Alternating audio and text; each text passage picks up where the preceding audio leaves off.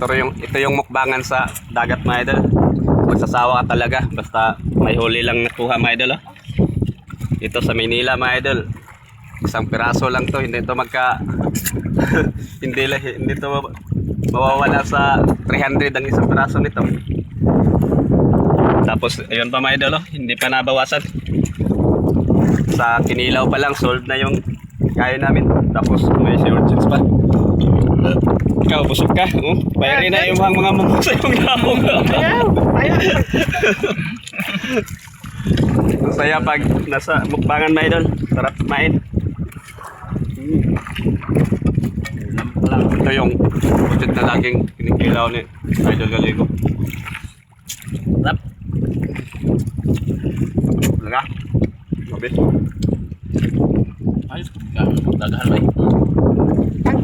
Mga idol, palagi kayong nagko-comment dyan sa baba. Pag ligaw ka sa aming isla, puntahan nyo kami ni Galiego Mix Vlog para makasama. Yan. Marami kayong makaon dito. Ubusin nyo ditong seafood. Iubo lang ninyo.